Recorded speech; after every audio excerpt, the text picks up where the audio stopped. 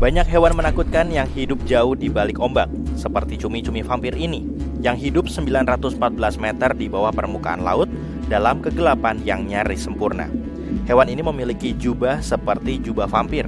Itulah sebabnya disebut cumi-cumi vampir. Jauh di dasar, ia tidak dapat menggunakan tinta untuk mempertahankan diri. Jadi hewan ini telah mengembangkan taktik yang tidak biasa. Tubuhnya memancarkan cahaya untuk menakut-nakuti predator. Jika taktik ini gagal, cumi-cumi vampir dapat membalikan tubuhnya ke dalam, menampakkan duri-duri kecil. Jika kamu menerjemahkan nama ilmiahnya, Vampirotutis invernalis, secara harfiah, itu berarti cumi-cumi vampir dari neraka. Meskipun penampilannya menakutkan, cumi-cumi ini adalah hewan laut yang tidak berbahaya. Makhluk tadi tidak berasal dari luar angkasa, tapi objek yang satu ini pasti berasal dari luar angkasa. Sebelum Elon Musk menemukan cara untuk menggunakan kembali roket, NASA hanya membuang roket-roket yang sudah tua setelah meluncurkan astronot ke luar angkasa, sebagian besar di lautan atau padang pasir.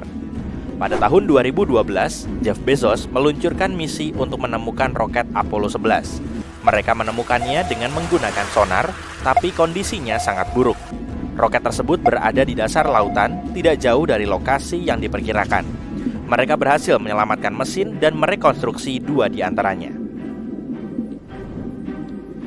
Kota hilang paling terkenal adalah Atlantis, tapi sayangnya kita masih belum menemukannya. Namun, Heraklion juga hanya sebuah mitos sampai seorang pilot Inggris melihat sesuatu yang tampak seperti kota saat terbang di atas laut Mediterania. Dia melaporkannya dan 60 tahun kemudian sekelompok penyelam pergi ke sana. Mereka terkejut ketika menemukan sebuah kota di bawah air. Kota itu syarat dengan artefak yang dapat memberitahu kita banyak hal tentang sejarah tempat itu. Sekarang, tempat ini menjadi salah satu situs arkeologi bawah laut terbaik di dunia. Dipercaya bahwa naiknya air laut menyebabkan seluruh kota tenggelam. Titanic tenggelam pada tahun 1912. Bangkai kapal tersebut diklaim secara resmi ditemukan 74 tahun kemudian. Namun pada kenyataannya, seorang nelayan menemukan Titanic 8 tahun lebih awal ketika sedang memancing di Samudra Atlantik. Dia sedang menarik jalannya ketika melihat sebuah kepala tersangkut di jaringnya. Untungnya, itu hanyalah kepala boneka. Bertahun-tahun kemudian setelah sang nelayan meninggal dunia, putranya menjual boneka tersebut kepada seorang kolektor boneka. Dia melakukan banyak penggalian dan penelitian tentang setiap orang yang memiliki mainan porselen di Titanic. Dia menemukan pemilik boneka itu. Eva Hart berada di Titanic dan membawa boneka itu bersamanya. Eva selamat dari bencana itu karena keajaiban, tapi bonekanya tidak. Hart bahkan menulis tentang boneka itu dalam jurnalnya dan setiap detailnya sangat cocok dengan mainan yang ditemukan oleh nelayan tersebut. Ikan tripod hidup jauh di dalam zona abisal, sekitar 6.096 meter di bawah permukaan. Ikan ini beradaptasi dengan kedalaman yang sangat dalam dan menggunakan sirip tripodnya untuk tetap diam di dasar laut.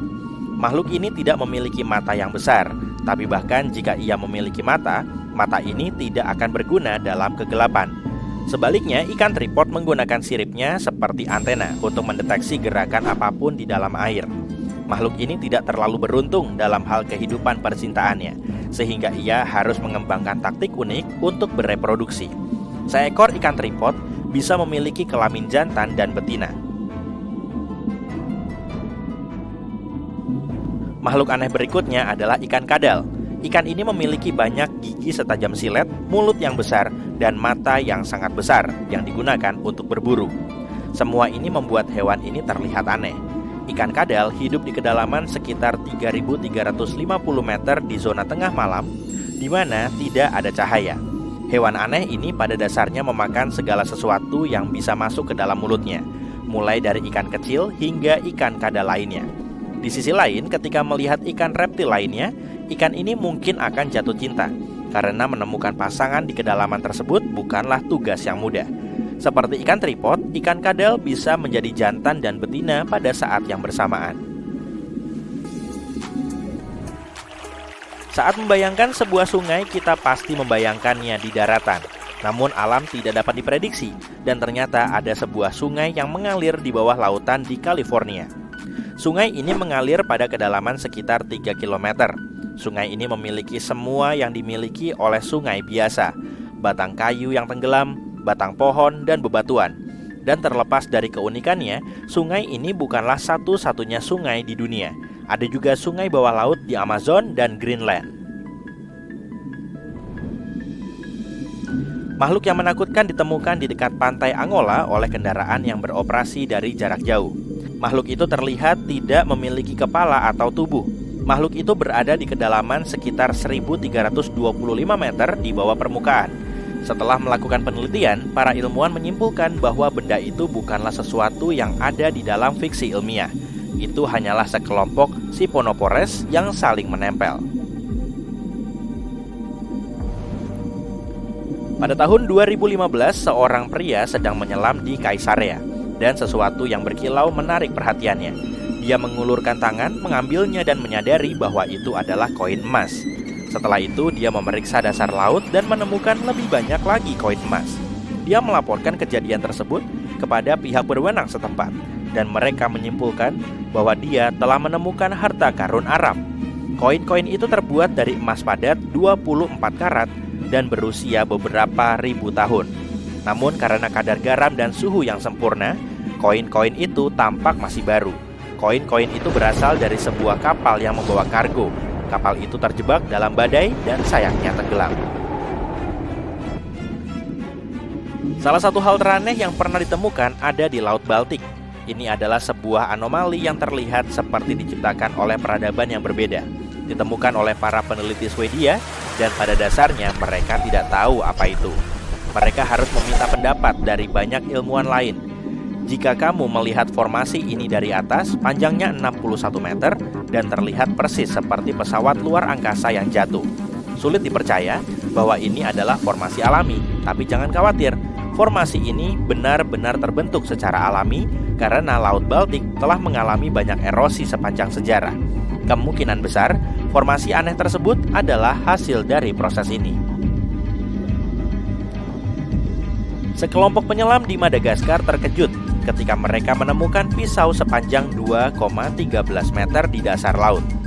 Spekulasi pun segera bermunculan dan banyak yang mengatakan bahwa pisau tersebut berasal dari raksasa yang pernah bertarung melawan Megalodon dan hidup di bumi ribuan tahun yang lalu. Itu bisa menjadi cerita yang bagus, tapi kemungkinan besar pisau itu adalah properti film yang hilang di laut. Salah satu hewan paling aneh di lautan adalah hiu berjumbai. Ikan ini diyakini sebagai alasan dari semua cerita ular laut yang ditulis oleh para penjelajah laut di masa lalu. Hewan ini hidup cukup dalam di lautan, tapi terkadang mereka dapat terlihat di perairan dangkal. Itu sangat langka, tapi mungkin saja terjadi. Hiu berjumbai memiliki mulut besar dengan sekitar 300 gigi. Hiu ini juga memiliki tubuh panjang yang terlihat seperti kadal dan merupakan spesies hiu yang benar-benar unik. Mangsanya bisa berukuran setengah dari ukuran tubuhnya karena perut hiu ini seperti perut ular dan dapat menelan ikan atau krustasea yang sangat besar. Menemukan beberapa ekor cacing di kebun bukanlah masalah besar, tapi setelah melihat cacing sepanjang 8 meter di lautan, kamu pasti akan membuat pakaian selammu makin basah. Cacing ini sangat langka dan sama sekali tidak berbahaya bagi manusia. Cacing ini sebenarnya bukan cacing raksasa. Ini adalah sekelompok zooids yang saling menempel dalam formasi berbentuk cacing. Mereka biasanya hanya memakan plankton, bakteri, dan makhluk kecil lainnya yang bisa ditemukan di lautan. Mungkin hal paling menakutkan di lautan yang 100% nyata adalah Magna Pinna. Hewan ini bisa ditemukan di kedalaman 6096 meter di bawah permukaan laut. Monster ini terlihat seperti Slenderman bawah air, tapi ia hanyalah seekor cumi-cumi dengan tentakel yang sangat panjang yang bisa mencapai ukuran 2,43 meter. Makhluk ini hanya pernah terlihat beberapa kali, dan pada dasarnya sejauh ini kita tidak tahu banyak tentang makhluk ini. Dalam 30 tahun terakhir, para ilmuwan telah membuat penemuan luar biasa tentang makhluk baru yang hidup jauh di bawah permukaan laut. Dan nama makhluk itu adalah Spons harpa. Kalau kamu penasaran kenapa hewan ini baru sekarang ditemukan, aku mungkin punya jawabannya. Makhluk ini biasanya berada di kedalaman sekitar 3.400 meter di bawah permukaan laut. Spesies spons ini pertama kali ditemukan di lepas pantai California berkat robot yang cukup kuat untuk menjelajahi kedalaman lautan tadi. Ini adalah area di bumi di mana makhluk yang tampak paling jinak pun bisa berpotensi berbahaya. Tapi para ilmuwan pun terkejut saat mengetahui makhluk ini lebih dari sekedar spons. Meski mungkin sudah jelas, spons harpa mendapatkan namanya karena struktur dasarnya yang disebut ram punya bentuk yang sama dengan harpa. Tiap ram ini terdiri dari cabang horizontal yang menopang cabang vertikal paralel. Tapi jangan sampai penampilan harpa yang aneh dan lucu atau namanya yang imut ini menipumu. Yap, spons harpa adalah pemburu laut dalam. Dia punya kemampuan unik untuk menangkap hewan kecil menggunakan rizoidnya, serat pendek dan tipis. Dengan rizoid ini, spons harpa menempel ke dasar lumpur yang lembut dan menangkap makhluk kecil yang tersapu arus laut dalam ke cabangnya. Makhluk spons lain biasanya makan dengan menarik bakteri dan potongan bahan organik dari air laut dan menyaringnya melalui tubuh mereka. Tapi spons harpa kita tidak. Sebaliknya, dia mencaplok calon makanannya dengan kait berduri sangat kecil yang menutupi tiap cabang spons harpa. Spons harpa lebih suka krustasea kecil, seperti kepiting, udang karang, dan udang biasa. Saat spons harpa mendapatkan salah satunya di cengkeramannya, dia membungkus hewan itu dalam selaput tipis sebelum perlahan mencernanya. Jadi, bro, siapa yang makan kamu? Oh, si harpa, kasihan. Peneliti meyakini spons harpa menggunakan metode makan ini karena tak ada banyak nutrisi di bawah sana. Ini membuat cara makan seperti hewan penyaring tradisional kurang efektif. Penelitian menunjukkan makhluk itu masih dalam proses evolusi. Spons harpa mula-mula yang ditemukan peneliti cuma punya 2 ram. Namun belakangan, para ilmuwan menemukan spons harpa lain yang punya 6 ram. Spons harpa mungkin telah mengembangkan struktur mirip tempat lilin yang rumit ini untuk menambah luas permukaannya. Secara umum, spons harpa biasanya tumbuh hingga 30 cm. Namun, para peneliti telah melihat yang panjangnya 60 cm. Spons harpa bukan cuma unik, tapi juga indah. Lihat bola putih kecil di atas dahannya? Nah, gimana kalau kita melihat makhluk lain yang hidup di bawah zona fotik samudra bumi? Zona fotik berarti area di bawah permukaan laut yang masih menerima sinar matahari. Oleh karenanya, ada banyak makhluk dan organisme berbeda yang hidup di sana. Hewan apapun yang hidup di luar area ini memenuhi syarat sebagai makhluk laut dalam. Cacing Tomopteris adalah cacing bersegmen yang bisa kamu temukan di zona senja, yaitu area yang terletak antara 200 sampai 1000 meter di bawah permukaan laut. Panjang makhluk ini biasanya tak lebih dari 2,5 cm. Tapi yang terbesar bisa tumbuh hingga 30 cm.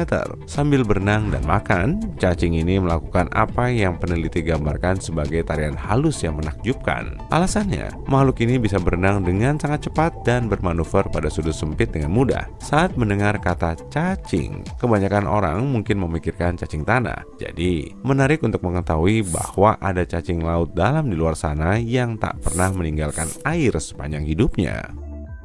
Kebanyakan dari kita pasti mencoba menghindari ubur-ubur yang beristirahat di atas pasir atau berenang di atas ombak laut. Tapi lain hal dengan Crossota jelly. Dia juga makhluk laut dalam. Sebagian besar ubur-ubur cantik ini berwarna merah rubi, jingga terang, atau ungu elektrik. Itulah yang membantu para peneliti menyadari bahwa mereka telah menemukan spesies ubur-ubur baru. Ukuran maksimal makhluk ini adalah 2,5 cm. Dia punya tentakel yang terbentang ke segala arah. Kalau kamu mendekati ubur-ubur ini, dia bakal menarik semua tentakel ini ke arah tubuhnya sebelum berenang menjauh dengan cepat untuk menghindari bahaya. Yap, kamu yang berbahaya. Crossota sangat langka, kamu nggak bakal sering melihatnya. Kamu mungkin perlu meminjam robot penyelam yang kubahas sebelumnya. Kalau cacing dan ubur-ubur mungkin kelihatan tak berbahaya. Beda cerita dengan Viperfish Pacific. Makhluk ini dilengkapi mulut yang terlihat besar, kayak aku. Dan gigi seperti jarum di dalamnya adalah kunci dari strategi berburunya. Viperfish Pacific hidup sekitar 1.500 meter di bawah permukaan laut. Tapi mereka termasuk di antara banyak hewan laut yang bermigrasi tiap malam dari kedalaman samudera ke perairan lebih dangkal untuk makan. Apa menu makan malam hari ini? Banyak ikan dan udang kecil. Makhluk ini bisa tumbuh hingga 30 cm. Kedua taring depannya yang menonjol dari rahang bawah ke matanya sendiri amat sangat dramatis. Saat dia membuka rahangnya, mulutnya bisa terbuka cukup lebar untuk menelan hewan kecil. Dan giginya membentuk sangkar untuk mencegah mereka kabur. Apa kamu pernah melihat makhluk bawah air yang mirip stroberi? Percaya deh, ada loh. Lihat saja titik-titik di cumi-cumi stroberi ini. Makhluk ini punya mata besar dan mata kecil. Kamu mungkin mengira mata unik ini bakal aneh dan gak nyaman, tapi justru sebaliknya. Mata kiri besarnya melihat ke atas. Itu melihat bayangan hewan lain di perairan remang-remang di atas. Bentuk tubular matanya membantu mengumpulkan cahaya sebanyak mungkin. Di sisi lain kepala cumi-cumi ini, kamu bisa melihat mata kanannya. Bentuknya kecil dan menghadap ke bawah. Mata ini mencari kilasan bioluminesensi yang dihasilkan oleh hewan di perairan yang lebih gelap di bawah. Nah, bioluminesensi berarti produksi dan emisi cahaya yang dihasilkan organisme hidup. Oh ya, cumi-cumi punya julukan, tapi bukan cumimi, tapi itu imut sih. Dia dikenal sebagai cumi-cumi juling. Nama ini diberikan karena perbedaan ukuran yang mencolok antara kedua matanya. Kayaknya mendingan cumimi deh. Karena cahaya tak mencapai laut dalam, tubuh cumi-cumi stroberi terlihat hitam. Ini membantunya bersembunyi dari musuh seperti hiu dan lumba-lumba. Secara umum, cumi-cumi stroberi tumbuh sepanjang 13 cm. Dia biasanya hidup sekitar 915 meter di bawah permukaan laut, tapi berenang ke perairan lebih dangkal pada malam hari. Bintang bulu adalah makhluk laut tak bertulang punggung, tapi punya lengan mirip bulu yang menyebar dari tengah tubuhnya. Makhluk ini pertama kali muncul sekitar 200 juta tahun lalu. Berkerabat dengan bintang laut, mereka terlihat mirip bunga. Tapi kalau kamu mendekatinya, dia bakal berenang menjauh. Tapi tak semua bintang bulu bisa berenang. Banyak spesies cuma bisa merangkak di dasar laut, seperti beberapa makhluk laut dalam lainnya yang sudah kita kenal. Bintang bulu bisa beradaptasi dengan lingkungannya. Dia punya kemampuan menyeramkan untuk melepaskan lengannya, sama seperti beberapa jenis kadal yang bisa melepaskan ekornya. Ini juga membantu mereka kabur dari musuh mereka. Bintang bulu hidup di seluruh dunia, dari Khatulistiwa hingga kutub, dari perairan dangkal di atas terumbu karang hingga laut dalam. Nah, mengingat kita sedang melihat-lihat banyak makhluk misterius, nama yang satu ini yang paling pas. Cumi-cumi vampir yang cepat wajib menjadi simbol resmi kehidupan di laut dalam. Hewan ini punya tubuh merah tua, mata biru besar, dan jaring mirip jubah yang terbentang di antara kedelapan lengannya. Fitur ini plus namanya mungkin menunjukkan bahwa makhluk ini adalah pemburu yang menakutkan. Kenyataannya, cumi-cumi vampir adalah makhluk yang bertubuh lunak dan pemalu dengan ukuran, bentuk, dan warna bola football. Panjangnya kira-kira 30 cm dan hidup 915 meter di bawah ombak. Hampir tak ada oksigen di sana, tapi predatornya juga relatif sedikit. Phew, aku harus istirahat dari topik yang satu ini. 10 April 1912, Richard pergi ke Southampton, Inggris, naik kapal paling terkenal pada masanya. Kapal itu diklaim tidak bisa tenggelam, karena dia baru saja melihat kapal itu hampir bertabrakan dengan SS City of New York. Dia menulis surat untuk istrinya dan menceritakan peristiwa menyeramkan barusan. Dia menulis, "Sayangku Sal, kami berlayar kemarin setelah terjadi banyak masalah." Tapi ternyata, 4 hari kemudian, pena dan kapal yang dia tumpangi hilang selamanya di dasar Samudra Atlantik Utara. Apa ini semacam pertanda buruk? Apa sebenarnya Richard tahu kejadian yang bakal menimpa kapal yang dia tumpangi? Kalau kamu belum paham, Tuan Richard Geddes naik Titanic pada hari dia menulis surat untuk istrinya. 14 April 1912, kapal itu hilang selamanya. Ada banyak rahasia dan harta karun dari Titanic yang terdampar di dasar samudra. Pada tahun 1985, bangkai Titanic akhirnya ditemukan menggunakan teknologi sonar yang canggih. Karena mereka berhasil mengangkat ribuan barang dari Titanic, banyak yang akhirnya dipajang atau dilelang. Perhiasan, pelampung, menu restoran kapal, dan bahkan sampel karpet kabin kelas 1. Barang-barang ini menarik perhatian publik, seperti banyak cerita para penumpangnya. Saintis bahkan berusaha membuat strategi untuk mengangkat Titanic agar bisa dipelajari dan enggak semakin rusak di dasar samudra. Ada yang menyarankan bangkainya diisi bola pingpong agar mengambang. Ada juga yang bilang isi dengan 180.000 ton vaselin. Ide lainnya adalah menggunakan 450.000 ton nitrogen cair untuk memerangkapnya di gunung es yang mengapung di permukaan. Tapi akhirnya strategi itu nggak digunakan karena Titanic terlalu rapuh untuk dipulihkan. Titanic memang salah satu kapal paling menarik yang ada di dasar samudra, setidaknya di budaya populer. Tapi penyelam laut dalam punya banyak cerita lain. Kadang ada juga pesawat yang terdampar di dasar samudra. Penyelam laut dalam di Oahu, Hawaii menemukan bangkai pesawat F-4U Corsair yang sepertinya jatuh ke laut tahun 1946 karena kekurangan bahan bakar. Kalau menyelam cukup dalam, kamu mungkin akan menemukan patung dan artefak yang hilang.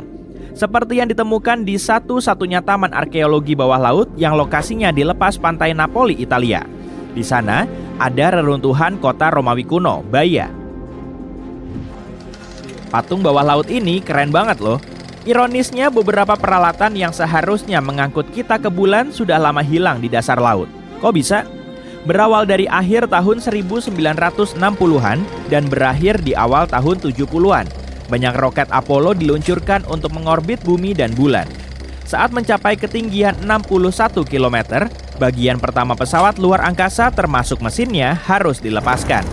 Orang-orang mengira komponen ini hancur atau hilang. Tapi kenyataannya pada tahun 2012, tim ahli menemukan sejumlah mesin roket sejauh 4 km dari lepas pantai Florida. Sejak itu, mereka melakukan rencana restorasi 2 tahun dan sekarang dipajang di Museum Penerbangan Seattle. Kebayang nggak bagaimana rasanya menemukan kota bawah laut? Tahun 2001, sebuah kota yang hilang ditemukan di Teluk Cambay di lepas pantai India. Beberapa arkeolog meyakini kota bawah laut ini yang tertua dalam sejarah. Ukurannya hampir sama kayak Manhattan. Di sana ada tembok-tembok besar dan bahkan alun-alun. Mereka menemukan patung, karya seni, dan bahkan perabot kayu kuno yang usianya kira-kira 9.500 tahun. Berarti 5.000 tahun lebih tua daripada kota lain yang sebelumnya ditemukan. Oke, bagaimana dengan sungai bawah laut? Aku nggak bisa membayangkan wujudnya sih, tapi beberapa penyelam bilang pernah melihat sungai itu di selatan Tulum, Meksiko. Sebenarnya, Gua Cenote Angelita bukan benar-benar sungai, melainkan semacam ilusi optik. Sungai ini terbentuk oleh halocline, awan hidrogen sulfida di dasar gua bawah laut. Ternyata kita bisa menembus awan ini dan merasa kayak berenang di badan air yang mengalir. Bukan cuma benda mati yang bisa ditemukan di bawah laut, ada juga makhluk laut yang seram. Mungkin kamu nggak akan waspada dengan ubur-ubur kalau bisa menghindari sengatannya. Tapi ubur-ubur raksasa yang disebut ubur-ubur surai singa ini adalah spesies ubur-ubur terbesar. Ubur-ubur ini bisa ditemukan di perairan Arktik, Atlantik Utara, dan Utara Samudra Pasifik. Kamu nggak mungkin nggak melihat ubur-ubur ini karena panjang tentakelnya 36 meter. Banyak orang ingin menemukan harta karun saat menyelam di laut dalam. Nah, seorang penyelam ini beruntung banget bisa menemukan harta karun senilai $1 juta di dasar laut. Kejadiannya tahun 2015. Waktu itu si penyelam beruntung ini berenang di lepas pantai Florida. Temuannya berupa 51 koin emas, rantai emas sepanjang 12 meter dan 1 koin langka yang dibuat untuk Raja Spanyol, Philip V. Oh iya, soal mencari harta karun, penyelam juga kadang menemukan kapal bajak laut. Mereka menemukan bangkai kapal bajak laut tahun 2015 di lepas pantai Kolombia. Kapal itu berasal dari abad ke-18. Nilai kapal yang terlupakan itu antara 4 miliar sampai 17 miliar dolar karena berisi harta karun, batu berharga, emas, dan banyak barang berharga lainnya. Sebagai perbandingan, seluruh pulau di Bahama bernilai 75 juta dolar. Kamu pasti nggak pernah menyangka bisa menemukan komputer di bawah laut, kan? Bukan komputer biasa, tapi komputer kuno.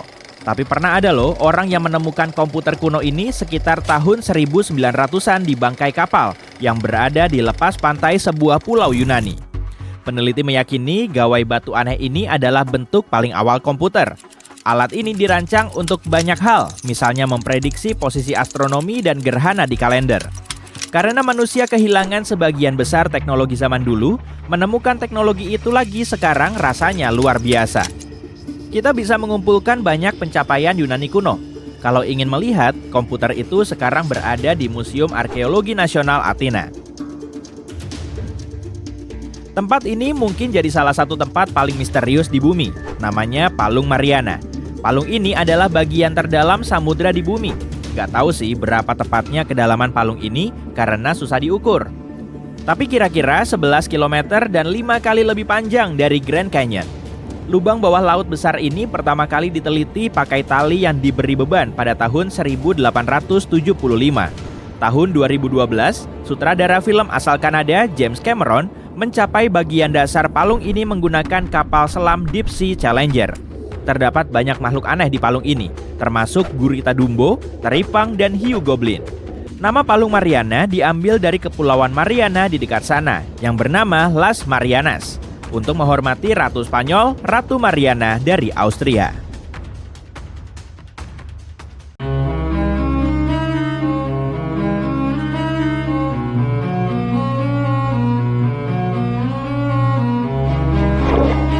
Ada pertanyaan buat kamu. Apa menurutmu Atlantis beneran ada? Atlantis masih menjadi salah satu misteri terbesar dalam sejarah. Legenda itu diawali oleh Plato, jauh pada masa Yunani kuno. Kisah tentang peradaban yang terbentuk dan berkembang sebelum peradaban kita. Diperkirakan penduduk Atlantis sudah memiliki teknologi canggih, hampir seperti bangsa Maya.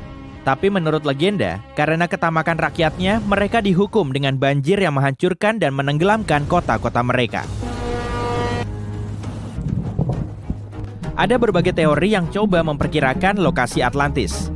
Sebagian bilang Atlantis berlokasi di dasar Laut Mediterania. Ada juga yang mengatakan Atlantis berlokasi di bawah segitiga Bermuda. Tapi menurut sains, Atlantis mungkin hanya sebuah alegori bagi umat manusia. Nah, hari ini kamu akan menemukan beberapa kota bawah air indah yang mungkin belum pernah kamu dengar. Kota-kota ini benar-benar ada, bukan sekedar mitos. Kami akan mengajakmu berwisata ke kota bawah air Baia yang berlokasi di pesisir Italia. Dikenal sebagai Las Vegasnya Kekaisaran Romawi, Baia adalah sebuah kota pelesiran. Kalangan elit Romawi pergi ke sana untuk berwisata. Bayangin, lokasi spa di udara terbuka, itulah Baia. Kamu bisa mengunjungi kota yang tenggelam ini dengan scuba diving dan mendekati pahatan Romawi luar biasa yang terpelihara dengan baik. Sebuah keajaiban bawah air sejati.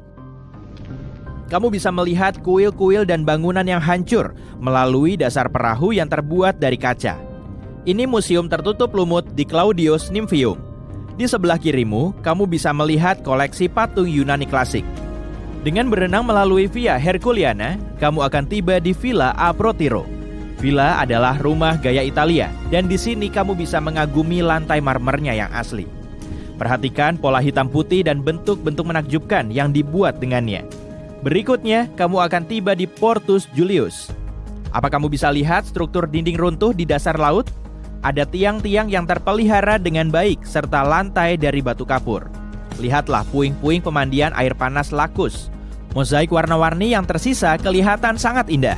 Kamu bisa melihat ubinnya yang berwarna oranye, biru, dan hijau saat sudah berada cukup dekat. Di Villa Pila Pisoni, kamu akan melihat 25 pilar Romawi yang masih utuh. Perhatikan struktur lengkung, lukisan dinding di dekatnya, dan banyaknya harta karun yang tersimpan dengan baik ini. Kota ini berlokasi di atas ventilasi hidrotermal alam, jadi ada mata air hangat yang bisa dipakai sesuka hati. Orang-orang pergi ke sana untuk bersenang-senang, dan yang kumaksud dengan orang-orang adalah beberapa kaisar Romawi yang kita pelajari di sekolah, seperti Nero, Cicero, dan Caesar. Tapi pada sekitar abad ke-8, Baia dijarah, dihancurkan, dan kota mewah itu ditinggalkan. Ketinggian air pun perlahan naik, dan kota itu mulai tenggelam. Kamu lagi liburan musim panas di lepas pantai Yunani, 4 jam jauhnya dari Athena, di semenanjung Peloponnes, tepatnya Pavlopetri.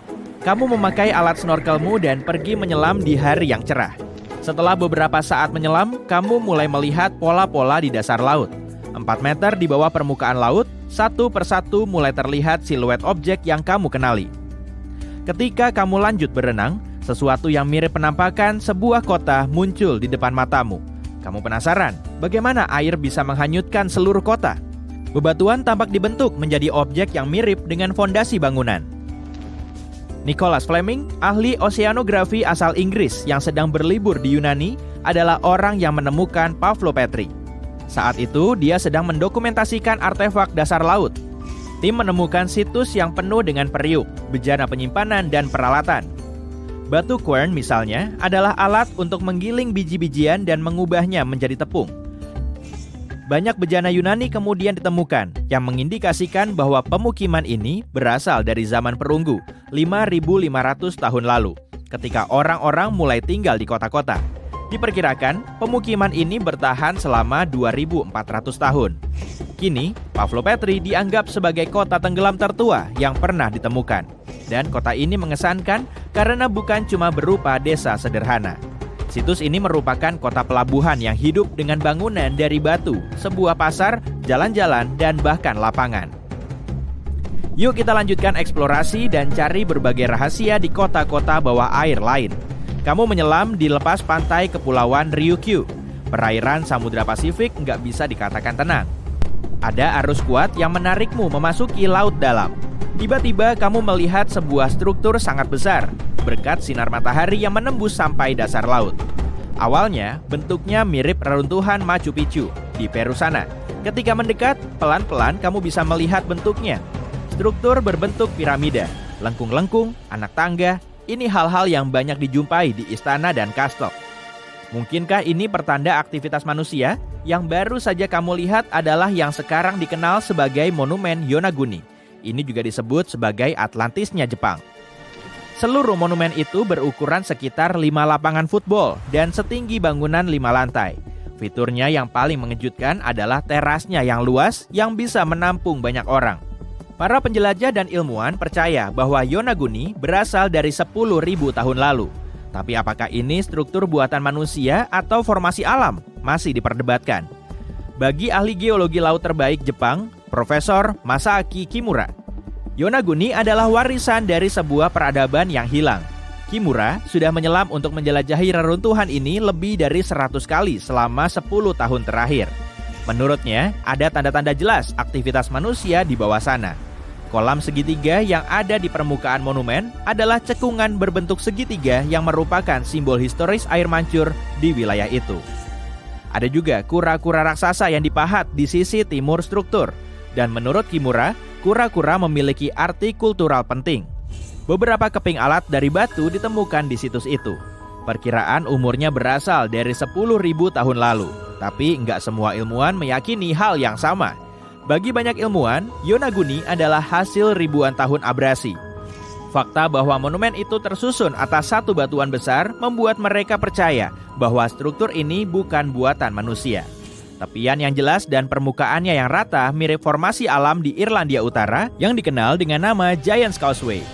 Kolom-kolom batuan basal yang saling mengunci mirip reruntuhan istana, tapi ini adalah hasil aktivitas gunung berapi di wilayah itu. Nah, tetap di sini ya, untuk menyimak lebih banyak temuan bawah air. Perhentian berikutnya dalam perjalanan kita adalah salah satu kota bawah air paling terkenal saat ini, yang telah berubah menjadi sebuah taman arkeologi bawah air. Kota Port Royal di Jamaika yang sekarang cuma ada di bawah permukaan air.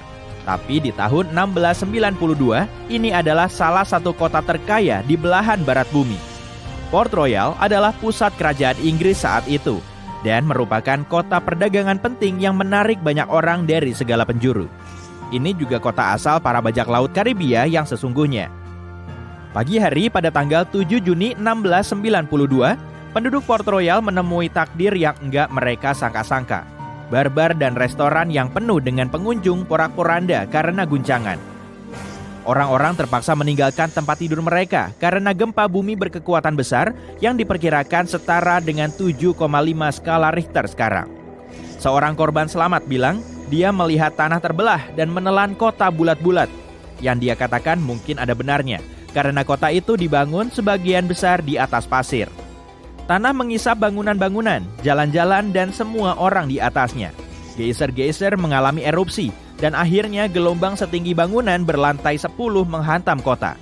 Sekitar 13 hektar wilayah kota itu lenyap di bawah air, dan yang menakjubkan, sebagian besar puing yang berasal dari abad ke-17 itu masih dalam kondisi baik di kedalaman 12 meter di bawah air.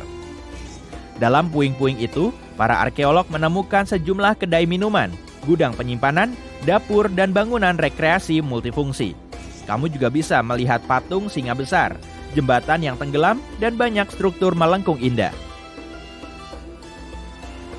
Apa kamu ingin bepergian ke India? Tepat di dekat wilayah pesisirnya, ada keajaiban lainnya di bawah air. Situs yang dikenal sebagai Kota Kambai yang hilang ini berlokasi di teluk dengan nama yang sama. Situs ini tersembunyi sampai tahun 2001, ketika Institut Teknologi Laut Nasional melakukan penilaian air rutin. Dengan teknologi sonar yang mengirim gelombang bunyi ke dasar laut, mereka menemukan sesuatu jauh di bawah permukaan laut. Foto-foto menunjukkan bentuk-bentuk geometris yang tampak jelas dan membentang sejauh 8 km. Peninggalan-peninggalan yang ditemukan itu berasal lebih dari 9.500 tahun lalu, yang artinya peradaban ini hilang pada sekitar akhir zaman es. Puing-puing yang ditemukan dari situs itu termasuk bahan-bahan bangunan, tembikar, manik-manik, patung, dan bahkan tulang belulang. Para ilmuwan berdebat apakah semua artefak ini benar-benar berasal dari situs itu. Tapi kalau memang benar, berarti kota Kambai yang hilang akan menjadi peradaban tertua di dunia. Bayangkan kalau sekarang adalah tahun 2025 dan planet kita telah benar-benar berubah. Naiknya permukaan air laut, cuaca ekstrim, dan lautan yang semakin asam hanyalah beberapa masalah yang telah dihadapi manusia selama bertahun-tahun. Namun, di salah satu kota pesisir terbesar di dunia, situasinya menjadi terlalu serius. Hari itu adalah hari yang cerah di bulan Juni ketika gempa bumi besar mengguncang kota hingga ke intinya. Tanah di bawah kaki orang-orang bergetar dan berguncang, dan bangunan-bangunan bergoyang berbahaya. Orang-orang berlarian di jalanan dengan panik, mencoba mencari tempat yang aman. Namun, begitu tanah mulai tenang, penduduk kota menyadari bahaya yang sebenarnya. Dinding air setinggi hampir 100 kaki mengalir deras ke arah kota, didorong oleh kekuatan gempa. Tsunami menghantam kota dengan kekuatan yang tak terbayangkan. Seluruh pemukiman di kota itu lenyap dan ribuan orang kehilangan nyawa. Namun disinilah menariknya. Setelah bencana tersebut, pemerintah kota menyadari mereka nggak bisa membangun kembali kota seperti semula. Mereka harus lebih siap menghadapi potensi bencana berikutnya.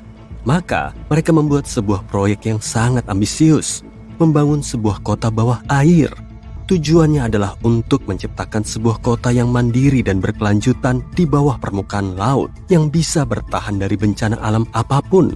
Kota bawah laut ini akan ditenagai oleh energi terbarukan, menggunakan tenaga pasang surut dan panel surya bawah laut. Kota ini akan dirancang untuk tahan terhadap cuaca ekstrim dan punya sistem tanggap daruratnya sendiri.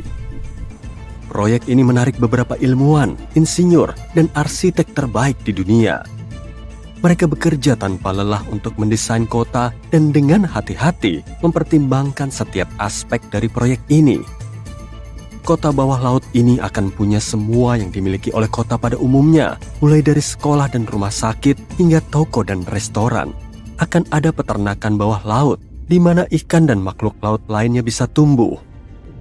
Kota ini bahkan akan punya sistem transportasi, kapal selam canggih dan terowongan bawah laut yang menghubungkan berbagai bagian kota. Proyek ini menjadi mercusuar harapan yang bersinar bagi masyarakat. Proyek ini menunjukkan bahkan dalam menghadapi bencana, kita bisa bersatu untuk menciptakan sesuatu yang luar biasa. Namun seiring berjalannya waktu, proyek ini nggak lagi tampak sempurna. Biaya proyek ternyata lebih tinggi dari yang direncanakan. Ada juga kekhawatiran tentang berapa lama proyek tersebut akan bertahan. Bagaimanapun juga, lautan sangat nggak bisa diprediksi. Dan tetap saja, tim ilmuwan dan insinyur nggak pernah menyerah. Setelah bertahun-tahun melakukan uji coba, mereka akhirnya menciptakan kota bawah laut yang sempurna. Sebuah keajaiban teknik, sebuah ekosistem mandiri yang bisa menopang kehidupan manusia tanpa batas waktu. Bangunan-bangunannya dibangun dari bahan yang bisa menahan tekanan yang sangat besar di dasar lautan. Dan kota itu sendiri ditenagai oleh jaringan turbin hidroelektrik yang canggih. Gak lama kemudian, gelombang pertama kolonis tiba di kota bawah laut. Ada beberapa orang yang berbeda dalam kelompok ini, dan masing-masing dari mereka punya alasan tersendiri untuk memilih tinggal di dunia baru di bawah ombak ini. Beberapa di antaranya adalah petualang yang mencari dunia baru untuk dijelajahi, sementara yang lain berharap untuk menghindari bencana alam yang terjadi di daratan. Namun terlepas dari perbedaan mereka, semua orang ini punya tujuan yang sama, membangun masyarakat baru yang selaras dengan alam. Kota bawah laut berkembang pesat dan penemuan-penemuan baru dibuat setiap hari. Para kolonis mengembangkan teknologi dan cara baru untuk menjinakkan kekuatan laut. Mereka belajar bertani di laut dan mulai membudidayakan kebun bawah laut yang memberi mereka pasokan makanan yang stabil. Namun, hidup di bawah air merupakan sebuah tantangan. Orang-orang merasa terisolasi dan bahkan sesak. Situasi memuncak ketika sekelompok aktivis mulai memprotes rencana perluasan kota. Mereka berpendapat kota bawah laut merupakan ancaman bagi lingkungan yang seharusnya dilindungi dan para kolonis harus fokus untuk mengurangi dampaknya terhadap kehidupan bawah laut yang rapuh. Protes tersebut memicu perdebatan sengit di antara para kolonis. Beberapa dari mereka berpendapat kelangsungan hidup kota bergantung pada pertumbuhan dan perluasannya. Sementara yang lain berpendapat kota ini harus memprioritaskan perlindungan lingkungan di atas segalanya. Pada akhirnya, sebuah kompromi tercapai. Kota ini akan terus berkembang, namun prioritas utamanya adalah keberlanjutan dan sikap bertanggung jawab terhadap alam. Para kolonis akan melakukan yang terbaik untuk mengurangi dampaknya terhadap lingkungan dengan menggunakan teknologi baru dan mengikuti aturan konservasi yang ketat. Dan mereka juga akan mengingat pentingnya melindungi lautan dan ekosistemnya yang rapuh. Tahun demi tahun berlalu dan kota bawah laut terus berkembang. Generasi baru kolonis lahir dan mereka tumbuh di dunia yang sama sekali berbeda dengan dunia yang dikenal nenek moyang mereka. Mereka nggak pernah melihat dunia di permukaan, tapi menghargai keindahan dan kerumitan dunia bawah laut yang mereka sebut sebagai rumah. Dan seiring berjalannya waktu, kota ini menjadi simbol harapan bagi dunia yang sedang berjuang menghadapi dampak perubahan iklim yang menghancurkan. Hal ini menunjukkan terlepas dari semua kesulitan, orang-orang bisa bersatu untuk menciptakan dunia yang lebih baik. Kota ini menjadi pengingat bahwa masa depan bisa diubah dan kita bisa membangunnya secara berkelanjutan dan selaras dengan alam. Para ilmuwan menemukan sesuatu mirip Atlantis di dekat Australia. Dulu ada sebuah benua yang sekarang berada di bawah air, inilah yang terjadi padanya. Sekitar 70.000 tahun lalu, pada zaman es terakhir, ada sebuah daratan besar yang disebut Sahul. Letaknya di Samudra Pasifik Barat Daya, superbenua kuno ini menghubungkan apa yang sekarang kita kenal sebagai Australia, Papua Nugini, Tasmania, dan Kepulauan Aru dalam satu daratan raksasa. Bayangkan hutan hujan tropis yang rimbun dikelilingi pegunungan indah. Pegunungan tertinggi di Sahul berada di daratan tinggi Papua Nugini dengan puncaknya yang mencapai lebih dari 3.900 meter. Tempat yang indah ini merupakan rumah dari berbagai hewan unik yang sebagian besar makhluk berkantung, tapi saat itu tidak hanya ada koala dan kanguru. Sahul dipenuhi berbagai jenis hewan pemakan rumput, penggali liang, pemakan bangkai, dan predator. Tempat ini adalah rumah bagi Diprotodon besar, Thylacoleo pemburu yang kuat, dan Megalania yang mengerikan, makhluk yang jauh lebih besar dari kadal yang hidup saat ini.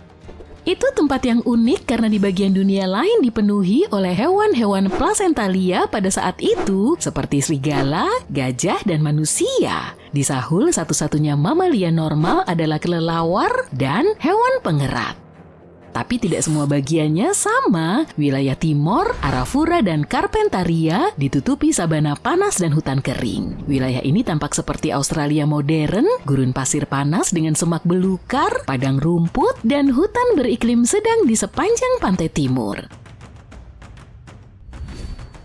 Saat itu orang-orang bermigrasi ke seluruh dunia. Mereka melakukan perjalanan yang luar biasa dari Asia Tenggara ke Sahul dan pertama kali tiba di sini sekitar 60 hingga 45 ribu tahun lalu. Mereka kebanyakan berjalan kaki dan menyeberangi lautan menggunakan rakit bambu dan perahu sederhana. Mereka datang dari sebuah daratan kuno yang disebut Sunda yang mencakup sebagian wilayah Asia Tenggara. Mereka melakukan perjalanan melintasi serangkaian pulau yang dikenal sebagai Wallacea dan akhirnya menyebar ke Sahul. Ini bukanlah perjalanan mudah. Sahul sangat besar, sekitar 10,6 juta kilometer persegi. Ini lebih besar dari Amerika Serikat atau Kanada, membentang dari Khatulistiwa hingga sekitar bagian selatan Selandia Baru. Jadi mereka tiba di tempat yang sekarang disebut Australia dan menjadi orang pertama di sana. Para ilmuwan menduga Sahul memiliki populasi 0,5 juta jiwa. Kita telah menemukan lukisan gua yang berasal dari sekitar 40.000 tahun lalu. Lukisan ini menggambarkan adegan berburu dengan anoa atau miniatur kerbau yang berhadapan dengan figur manusia dan hewan. Para peneliti berusaha memahami bagaimana para pemukim awal ini melintasi Sahul dan di mana kita bisa menemukan bukti arkeologis dari perjalanan mereka. Untuk itu mereka menciptakan model evolusi lanskap. Simulasi menunjukkan bagaimana Sahul berubah antara 75.000 hingga 35.000 tahun lalu. Simulasi ini menunjukkan rute migrasi potensial dan situs-situs arkeologi. Manusia kemungkinan besar melakukan perjalanan di sepanjang garis pantai dan sungai. Tapi bagaimana Sahul bisa tenggelam di lepas pantai Australia mirip dengan mitos Atlantis? Selama zaman es terakhir, sebagian besar air di bumi terkurung di dalam lapisan es serta gletser yang besar. Permukaan air laut jauh lebih rendah daripada saat ini. Setelah itu suhu global meningkat, lapisan es mencair dan permukaan air laut naik, membanjiri jembatan darat yang dulunya menghubungkan berbagai bagian Sahul dan sekitar 8.000 tahun lalu, Papua Nugini terpisah dari daratan Australia. Sekitar 6.000 tahun lalu, Tasmania melakukan hal yang sama. Kita masih bisa menjelajahi bagian bawah laut Sahul berkat teknologi baru. Penyelam menjelajahi dan mengumpulkan sampel langsung dari dasar laut. Drone bawah air dapat menjelajahi tempat-tempat yang terlalu dalam atau berbahaya untuk dijelajahi manusia. Dengan pemetaan sonar, para ilmuwan menggunakan gelombang suara untuk membuat peta dasar laut. Ini seperti menggunakan gema untuk melihat apa yang ada di bawah air. Gelombang suara memantul dari dasar laut dan kembali lagi membantu kita membuat gambaran seperti apa bentuknya. Jauh di bawah air, para arkeolog telah menemukan peralatan batu dan artefak lainnya. Mereka juga menemukan fosil hewan seperti Diprotodon dan Thylacoleo. Dengan mengamati medan bawah laut Sahul, mereka mengetahui tentang sungai, danau, dan garis pantai kuno yang ada selama zaman es. Tapi Sahul bukanlah satu-satunya benua bawah laut.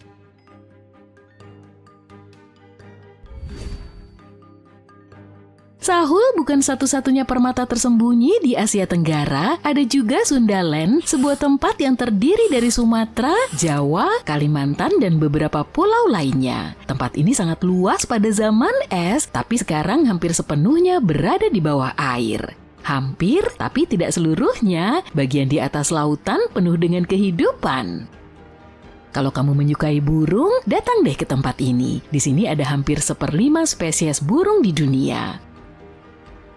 Kamu bisa melihat burung berwarna-warni seperti elang Jawa dan jalak Bali di antara rimbunya hutan. Tempat ini juga merupakan rumah bagi 1/4 spesies ikan di dunia. Perairan Sundaland adalah surga bagi kehidupan laut. Bahkan hewan yang paling eksotis sekalipun seperti arwana Asia. Tempat ini juga penuh harta karun berupa bunga. Di sini kamu bisa menemukan Rafflesia dan Titan Arum, bunga terbesar di dunia. Hal ini membuatnya sangat mirip dengan Selandia. Selandia adalah sebidang tanah yang panjang dan sempit, sekitar setengah dari luas Australia. Pulau ini terpisah dari Antartika sekitar 100 juta tahun yang lalu. Sama seperti Sundaland, pulau ini tidak sepenuhnya di bawah air, 7%-nya berada di atas permukaan laut. Bagian kecil yang mencuat inilah yang sekarang kita sebut sebagai Selandia Baru bersama dengan Pulau Stewart dan beberapa pulau kecil lainnya. Bagian-bagian Selandia ini subur dan hangat. Daerah ini penuh dengan gunung berapi, pegunungan, geyser alami yang indah, dan mata air panas. Penduduk setempat suku Maori menggunakan mata air panas untuk memasak, dan orang-orang menempatkan jagung, telur, dan sayuran di dalam keranjang dan menurunkannya langsung ke mata air panas. Terkadang mereka memasak makanan di dalam lubang oven menggunakan batu yang dipanaskan. Dunia tersembunyi lainnya dikenal sebagai Argoland. Daratan misterius ini dulunya bagian dari Australia saat dinosaurus masih hidup. Hal ini membuat para ilmuwan penasaran selama beberapa dekade. Mereka tahu pulau ini ada karena meninggalkan hamparan besar di dasar Laut Purba, daratan Argo-Abisal. Sekitar 155 juta tahun lalu, benua ini memisahkan diri dari Australia. Benua ini hanyut ke arah utara, dan ketika mencapai Asia Tenggara, benua ini lenyap begitu saja. Para ilmuwan tidak tahu kemana perginya, tapi baru-baru ini mereka akhirnya menemukan sisa-sisanya. Ternyata bagian bawah Argoland mulai tenggelam ke dalam Palung Sunda, sebuah lubang samudra yang sangat dalam. Kerak bumi tenggelam ke dalam mantel, sementara itu bagian atas Argoland terdorong ke atas, menyambar bebatuan yang lebih mudah di daratan. Karena itu Argoland terpecah menjadi beberapa bagian yang lebih kecil. Potongan-potongan ini membentuk bagian dari Kalimantan, Jawa, Sulawesi, dan wilayah lainnya. Sisa-sisanya terkubur di bawah Indonesia dan Myanmar.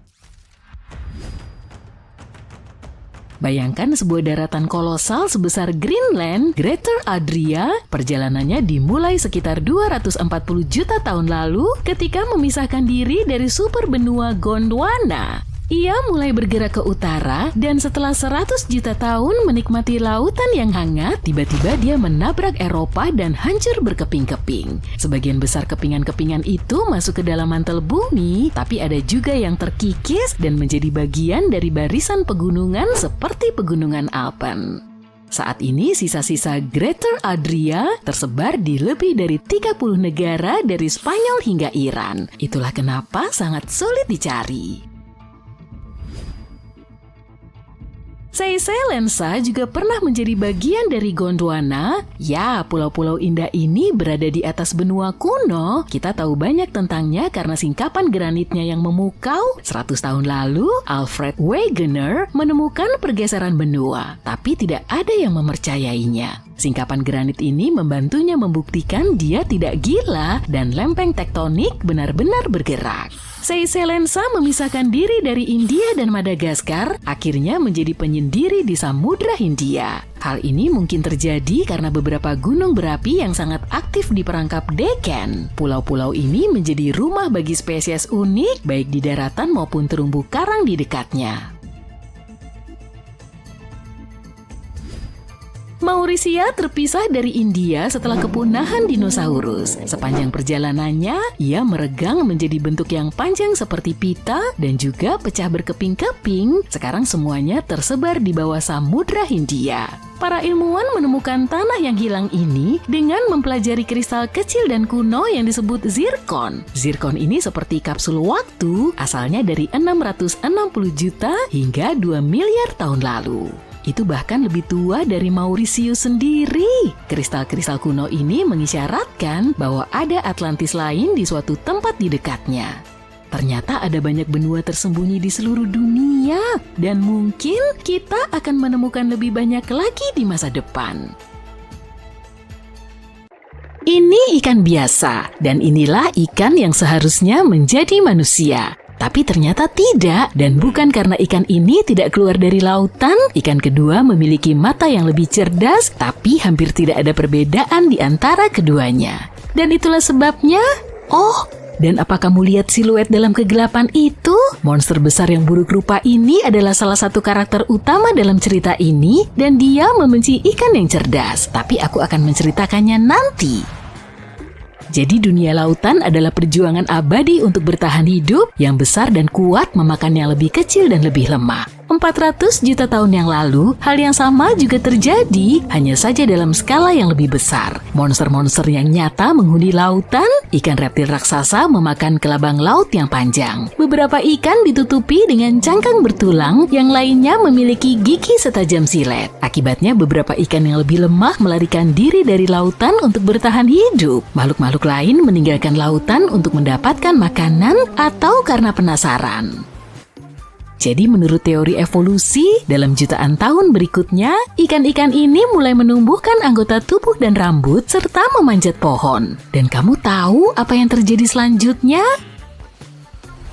Sekarang yuk kita bayangkan tidak ada yang memaksa ikan untuk pergi ke daratan. Gimana jika lautan tidak begitu berbahaya dan ada banyak ganggang dan fitoplankton serta lebih sedikit hiu purba dan hiu raksasa? Ada makanan dan tidak ada musuh. Kenapa ikan harus meninggalkan tempat ini dan menghabiskan beberapa ratus juta tahun untuk menumbuhkan anggota tubuhnya? Ikan bisa bersantai dan nongkrong di dalam air. Ada juga yang mencapai permukaan, tapi mereka tidak suka di sana. Angin kencang, kilatan petir, semuanya tampak tidak bersahabat.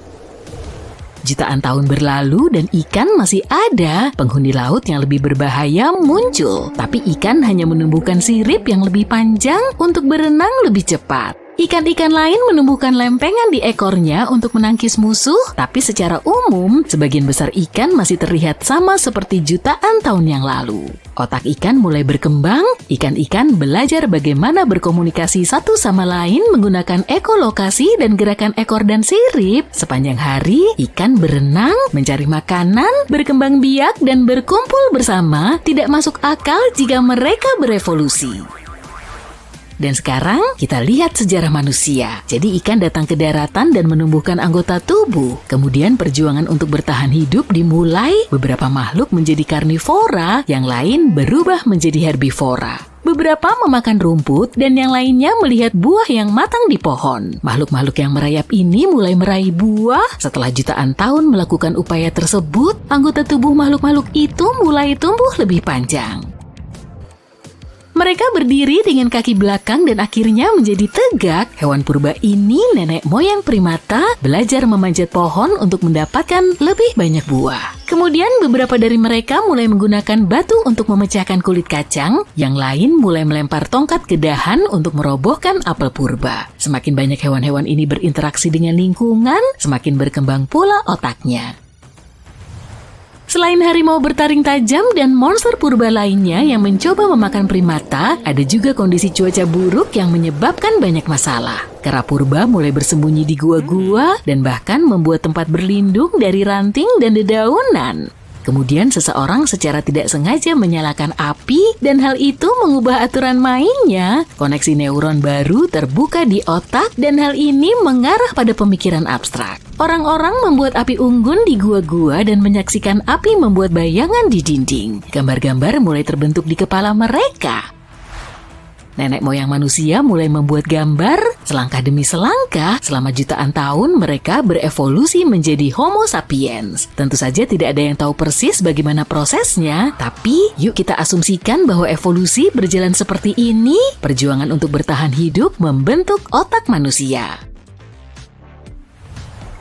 Dan sekarang kita kembali ke lautan tempat ikan berenang. Mereka bisa bergerak dari satu sisi ke sisi lain, ke atas, ke bawah, dan mereka tidak perlu menjangkau dahan dan buah. Makanan mengambang di mana-mana di sekitar mereka. Ikan berdarah dingin, jadi mereka tidak membeku. Mereka tidak perlu bersembunyi dari hujan atau apapun, jadi mereka tidak perlu membangun atap dan tempat berlindung serta menyalakan api. Namun tetap saja ada sesuatu yang berubah dalam pikiran mereka. Ikan sering berenang ke permukaan untuk melihat cahaya terang dari matahari. Melalui air yang jernih, mereka melihat langit berbintang dan bulan yang terang. Dan tentu saja gambar-gambar ini membentuk koneksi saraf baru dalam otak mereka. Ikan memiliki rasa ingin tahu dan mereka berpikir tentang bagaimana menjelajahi daratan. Sistem pernapasan berbasis insang mereka tidak memungkinkan mereka untuk berada di luar air untuk waktu yang lama. Ikan mulai merenung selama ratusan ribu tahun evolusi. Mereka belajar untuk berkomunikasi satu sama lain dan mulai memahami bagaimana siklus kehidupan di lautan bekerja. Beberapa ikan membentuk koloni besar dan membangun rumah di dalam terumbu karang, tapi rumah-rumah ini terlihat seperti sarang semut besar, bukan seperti bangunan. Ikan tinggal di sana untuk bersembunyi dari musuh dan beristirahat. Selain itu, ikan juga bertemu dengan musuh lainnya, yaitu burung. Burung camar dan pelikan menangkap makan siang ketika ikan naik ke permukaan.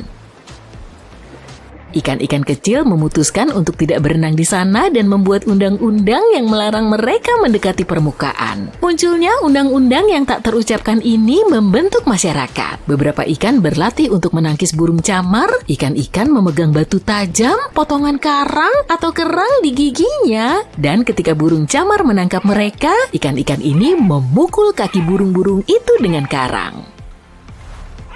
Selain itu, ikan juga bisa menangkap musuh bersayap mereka. Ketika burung camar menyelam di bawah air, ikan-ikan menyerangnya dari semua sisi. Mereka melakukan ini untuk mempelajari tubuh burung camar dan memahami bagaimana burung ini bisa terbang dan bernapas di permukaan. Ikan menjadi makhluk yang bijaksana seperti lumba-lumba yang sangat berkembang. Mereka memahami lebih banyak dan lebih banyak lagi tentang planet ini, tapi tidak berusaha keras untuk keluar dari air karena memang gak perlu.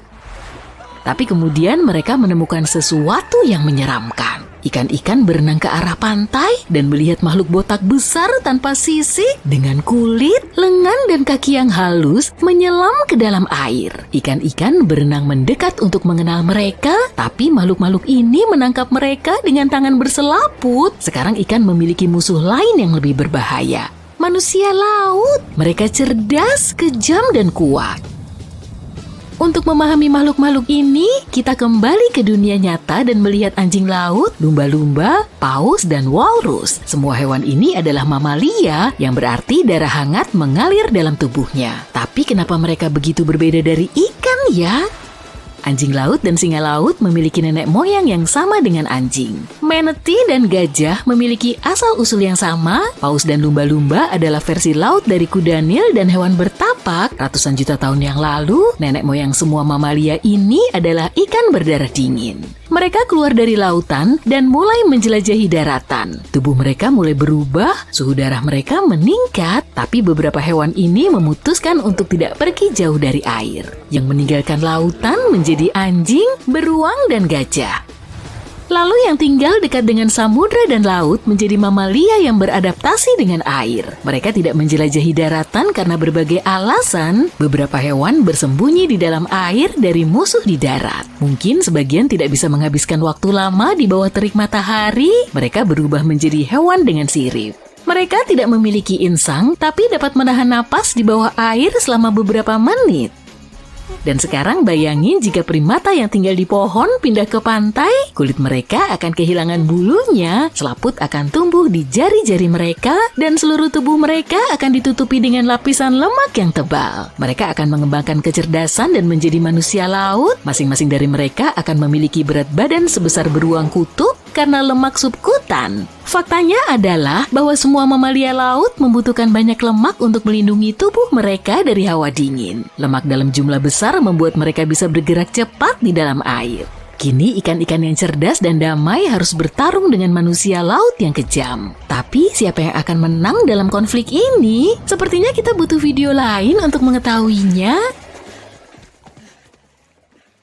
Jika pernah berkendara melintasi pegunungan Rocky, kamu mungkin pernah melihat rambu-rambu jalan untuk Continental Divide atau pembagi benua Amerika.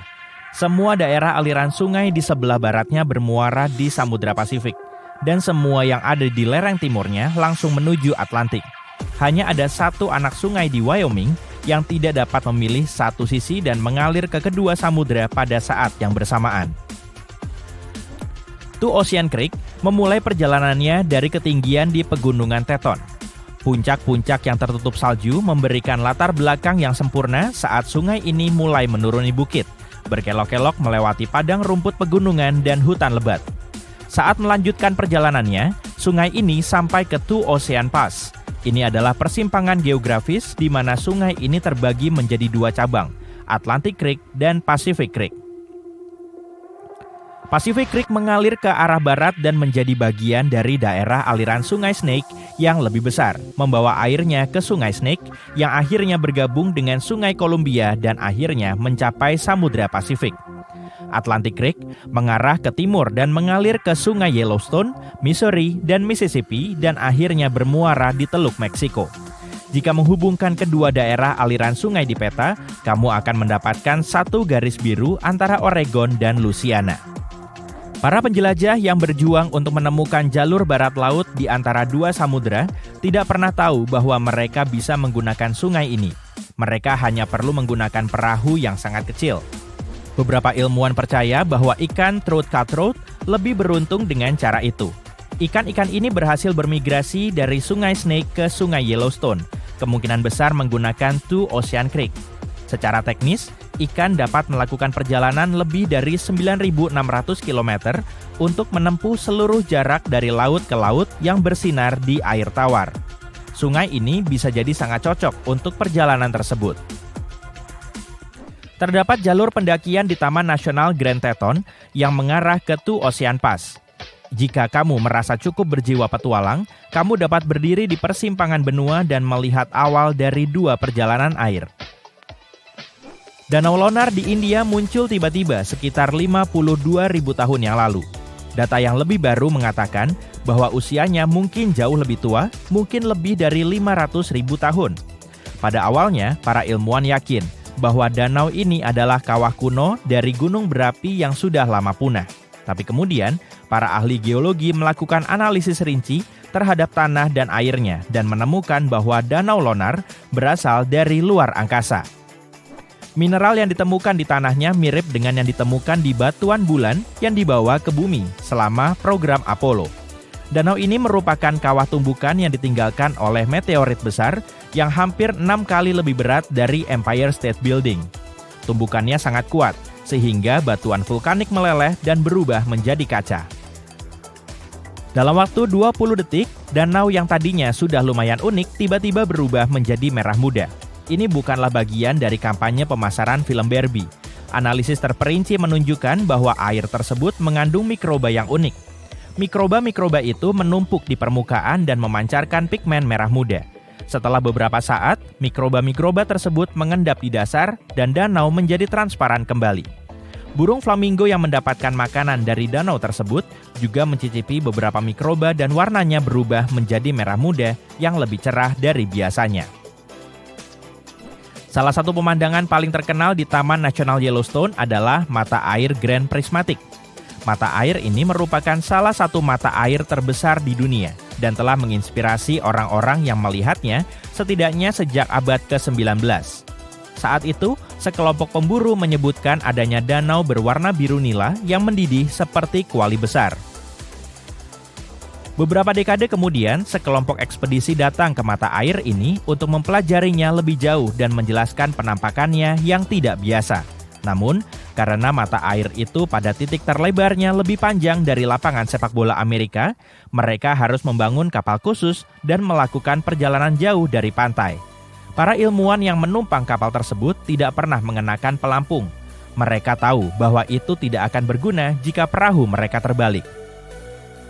Air di tengah mata air memiliki suhu yang nyaris mendidih, dan warna-warna cerah itu adalah hasil dari organisme ekstrim yang hidup di dalam air panas. Suhunya berubah saat kamu berjalan menjauh dari pusatnya.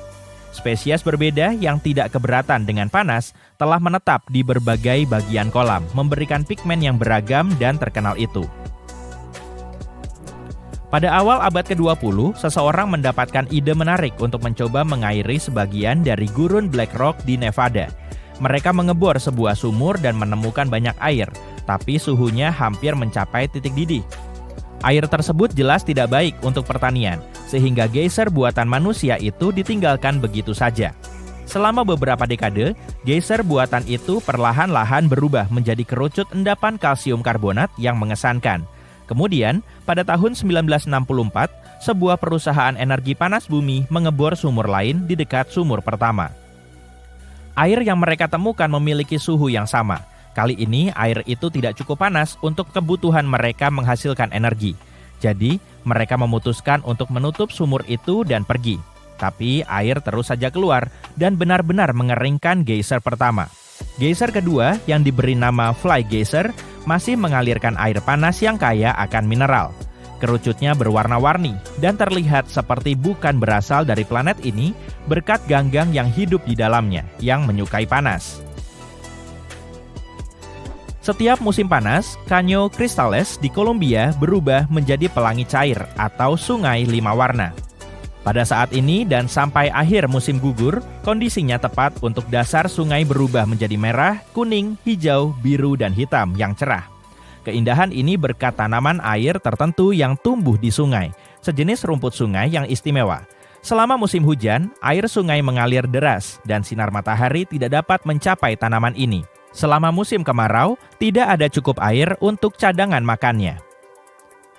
Jadi, waktu di antara musim-musim itu memiliki kondisi yang sempurna untuk pertunjukan penuh warna ini. Hal ini tidak terjadi di tempat lain di dunia. Pada titik tertentu, jumlah wisatawan yang ingin melihatnya menjadi sangat besar, sehingga para ilmuwan khawatir hal itu bisa berdampak buruk bagi pusat keanekaragaman hayati ini. Kawasan ini merupakan rumah bagi spesies hewan, burung, dan tanaman langka.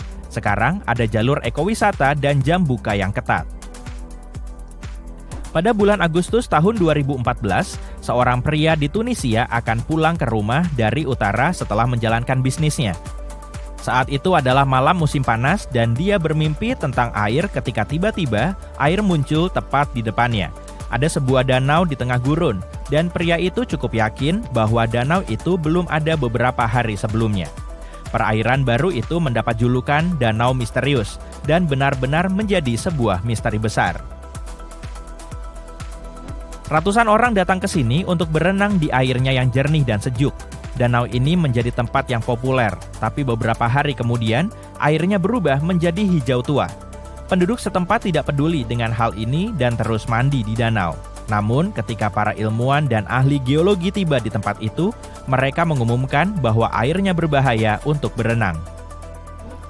Danau itu menggenang, airnya tidak terganti oleh aliran air bawah tanah dan hujan juga tidak membantu. Itu sebabnya airnya menjadi berjamur dan kotor. Danau itu mengandung ganggang dan banyak bakteri yang berbahaya bagi tubuh manusia. Para ilmuwan juga menemukan bahwa tanah di wilayah ini memiliki endapan fosfat. Zat ini bisa membusuk, namun hal itu tidak menghentikan orang-orang untuk mandi di danau di tengah gurun itu. Bagaimana danau itu bisa muncul di sana masih menjadi misteri. Beberapa ahli berpikir bahwa hujan lebat telah mengisi lubang di tanah dengan air.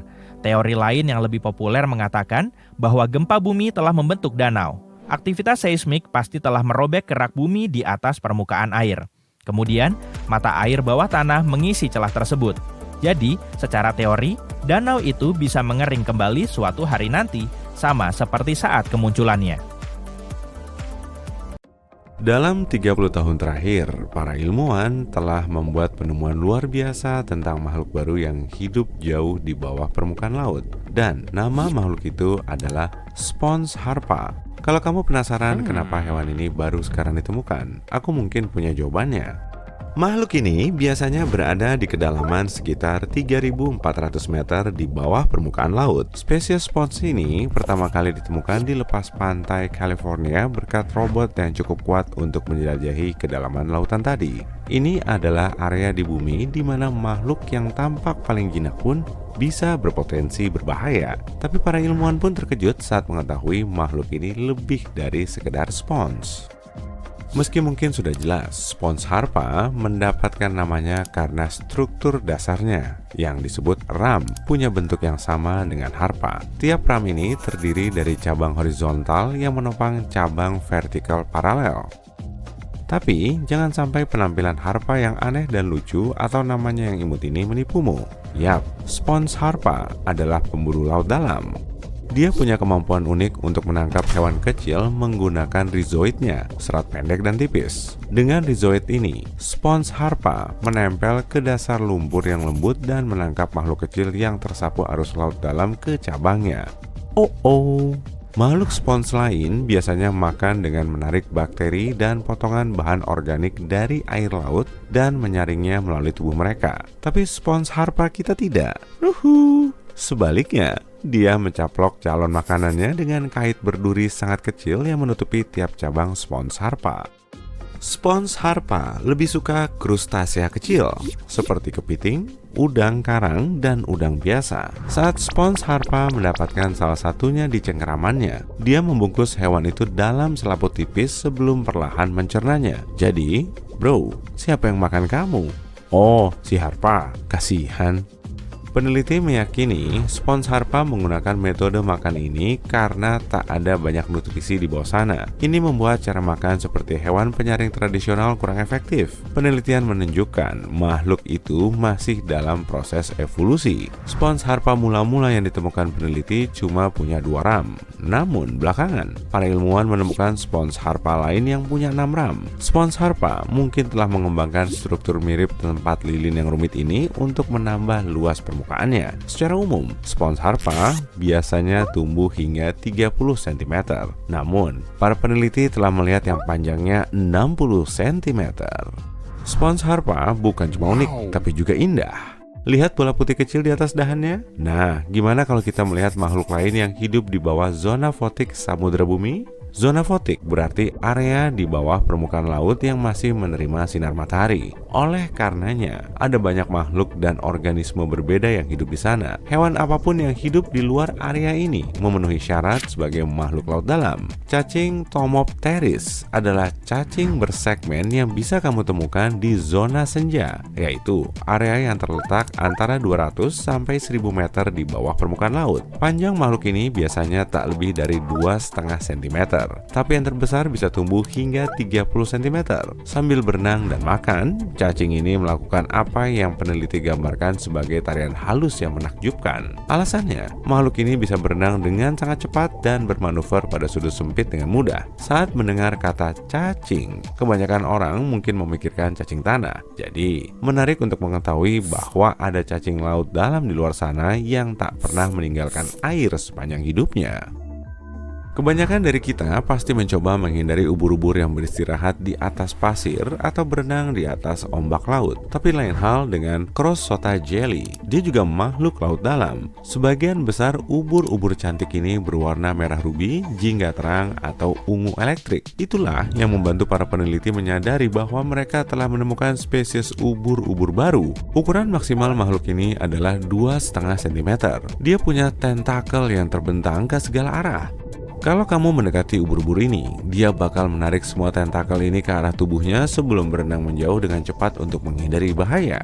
Yap, kamu yang berbahaya. Crossota sangat langka, kamu nggak bakal sering melihatnya. Kamu mungkin perlu meminjam robot penyelam yang kubahas sebelumnya. Kalau cacing dan ubur-ubur mungkin kelihatan tak berbahaya. Beda cerita dengan Viperfish Pacific. Makhluk ini dilengkapi mulut yang terlihat besar, kayak aku. Dan gigi seperti jarum di dalamnya adalah kunci dari strategi berburunya. Viperfish Pacific hidup sekitar 1.500 meter di bawah permukaan laut. Tapi mereka termasuk di antara banyak hewan laut yang bermigrasi tiap malam dari kedalaman samudera ke perairan lebih dangkal untuk makan. Apa menu makan malam hari ini? Banyak ikan dan udang kecil. Makhluk ini bisa tumbuh hingga 30 cm.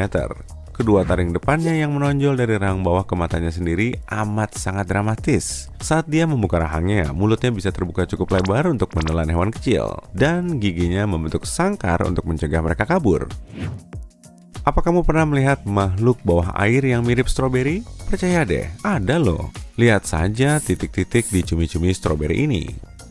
Makhluk ini punya mata besar dan mata kecil. Kamu mungkin mengira mata unik ini bakal aneh dan gak nyaman, tapi justru sebaliknya. Mata kiri besarnya melihat ke atas. Itu melihat bayangan hewan lain di perairan remang-remang di atas. Bentuk tubular matanya membantu mengumpulkan cahaya sebanyak mungkin. Di sisi lain kepala cumi-cumi ini, kamu bisa melihat mata kanannya. Bentuknya kecil dan menghadap ke bawah. Mata ini mencari kilasan bioluminesensi yang dihasilkan oleh hewan di perairan yang lebih gelap di bawah. Nah, bioluminesensi berarti produksi dan emisi cahaya yang dihasilkan organisme hidup. Oh ya, cumi-cumi punya julukan, tapi bukan cumimi, tapi itu imut sih. Dia dikenal sebagai cumi-cumi juling. Nama ini diberikan karena perbedaan ukuran yang mencolok antara kedua matanya. Kayaknya mendingan cumimi deh. Karena cahaya tak mencapai laut dalam, tubuh cumi-cumi stroberi terlihat hitam. Ini membantunya bersembunyi dari musuh seperti hiu dan lumba-lumba. Secara umum, cumi-cumi stroberi tumbuh sepanjang 13 cm. Dia biasanya hidup sekitar 915 meter di bawah permukaan laut, tapi berenang ke perairan lebih dangkal pada malam hari. Bintang bulu adalah makhluk laut tak bertulang punggung, tapi punya lengan mirip bulu yang menyebar dari tengah tubuhnya. Makhluk ini pertama kali muncul sekitar 200 juta tahun lalu. Berkerabat dengan bintang laut, mereka terlihat mirip bunga. Tapi kalau kamu mendekatinya, dia bakal berenang menjauh. Tapi tak semua bintang bulu bisa berenang. Banyak spesies cuma bisa merangkak di dasar laut, seperti beberapa makhluk laut dalam lainnya yang sudah kita kenal. Bintang bulu bisa beradaptasi dengan lingkungannya. Dia punya kemampuan menyeramkan untuk melepaskan lengannya, sama seperti beberapa jenis kadal yang bisa melepaskan ekornya. Ini juga membantu mereka kabur dari musuh mereka. Bintang bulu hidup di seluruh dunia, dari Khatulistiwa hingga kutub, dari perairan dangkal di atas terumbu karang hingga laut dalam. Nah, mengingat kita sedang melihat-lihat banyak makhluk misterius, nama yang satu ini yang paling pas. Cumi-cumi vampir yang cepat wajib menjadi simbol resmi kehidupan di laut dalam. Hewan ini punya tubuh merah tua, mata biru besar, dan jaring mirip jubah yang terbentang di antara kedelapan lengannya. Fitur ini plus namanya mungkin menunjukkan bahwa makhluk ini adalah pemburu yang menakutkan. Kenyataannya, cumi-cumi vampir adalah makhluk yang bertubuh lunak dan pemalu dengan ukuran, bentuk, dan warna bola football. Panjangnya kira-kira 30 cm dan hidup 915 meter di bawah ombak. Hampir tak ada oksigen di sana, tapi predatornya juga relatif sedikit. Phew, aku harus istirahat dari topik yang satu ini.